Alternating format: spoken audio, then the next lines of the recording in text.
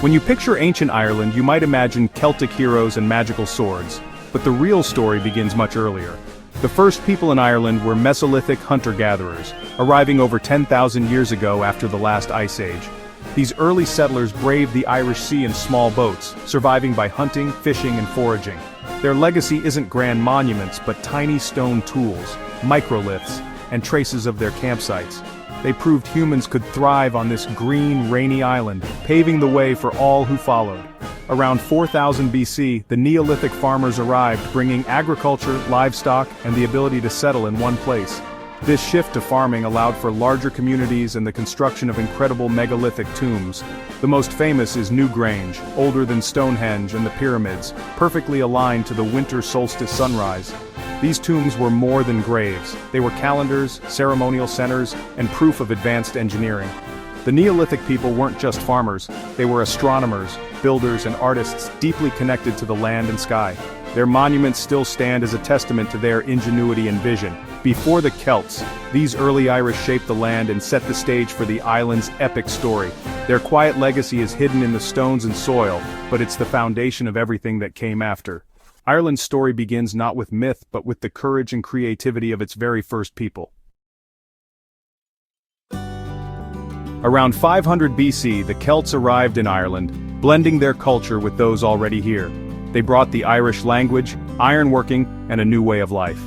Celtic art flourished, with intricate spirals and knots on treasures like the Ardagh chalice. The Celts were master storytellers, passing down epic tales of heroes and druids. Their influence shaped Ireland for over 1,000 years, leaving a legacy of language, law, and legend. The Celtic spirit still echoes in Irish culture today. In the 5th century AD, Ireland changed again, not by conquest, but by conversion. Christianity arrived, most famously through St. Patrick, who returned to Ireland after escaping slavery to spread a new faith. Patrick and other missionaries blended Christian beliefs with Celtic traditions, making the transition peaceful and lasting. Pagan festivals became Christian holidays, and the Celtic cross merged old and new symbols. Monasteries sprang up, not as gloomy retreats, but as vibrant centers of learning, art, and culture. While much of Europe entered the Dark Ages, Irish monks preserved knowledge by copying and illuminating manuscripts. They saved not just the Bible, but classical works that would have been lost. The Book of Kells is the crowning achievement, an explosion of color and artistry that still amazes today. Monks became the rock stars of their age, exporting learning and faith across Europe. This era, Ireland's golden age, made the island a beacon of light and scholarship. The legacy of these monks is seen in Ireland's enduring love of art, learning, and spiritual tradition. Their work connected Ireland to the wider world and preserved the wisdom of ages. The island of saints and scholars truly earned its name. Just as Ireland's golden age peaked, the Vikings arrived in the late 8th century, bringing chaos and change. Their first raids targeted wealthy monasteries, but soon, they saw opportunity beyond plunder. Vikings began building fortified camps, long forts, that evolved into Ireland's first towns and cities. Dublin, Waterford, Wexford, and Limerick all began as Viking trading hubs, connecting Ireland to a vast network from Iceland to Constantinople. The Vikings shifted from raiders to settlers, merchants, and city builders, transforming the Irish landscape. Over time, they integrated into Irish society, intermarrying, adopting Christianity, and becoming part of the cultural mix.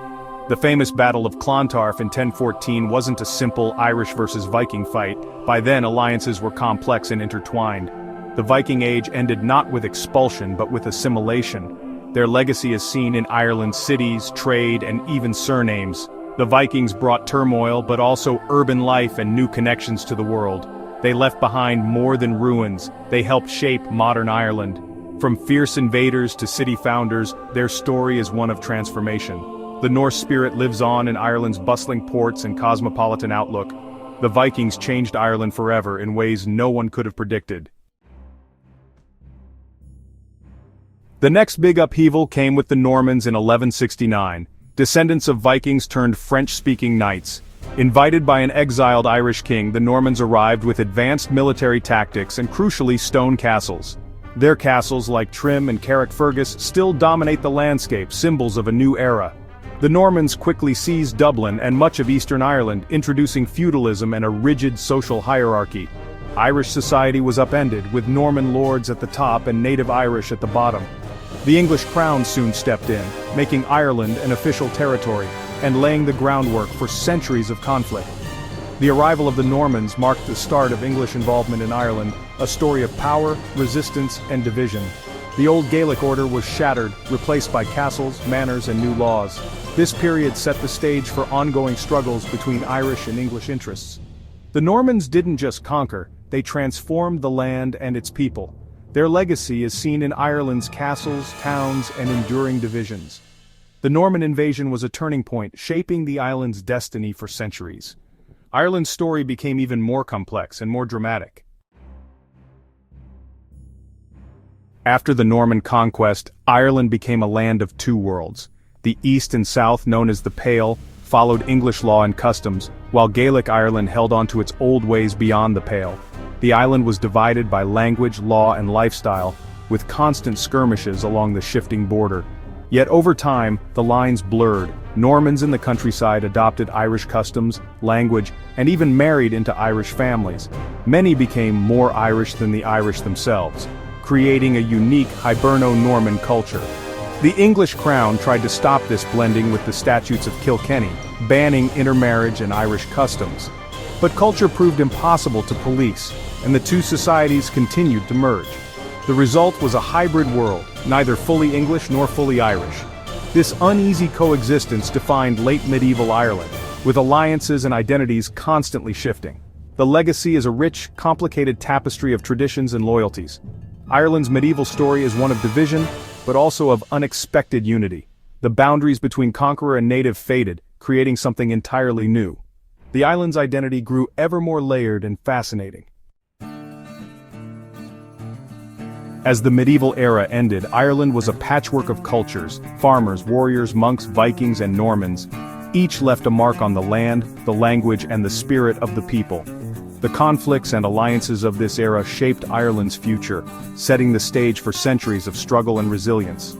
Today, echoes of this history are everywhere, from the Irish language to city layouts, castles, and ancient ruins. The Irish love of storytelling, music, and art traces back to these early days. Centuries of invasion and adaptation forged a unique national character, resilient, creative, and proud. Understanding this past is key to understanding modern Ireland's culture and politics. Ireland's journey is one of transformation, endurance, and constant reinvention. History here isn't just about dates, it's about people, their dreams, and their survival. And that's why these old stories still matter. They're the heart of Ireland, alive in every stone and every song.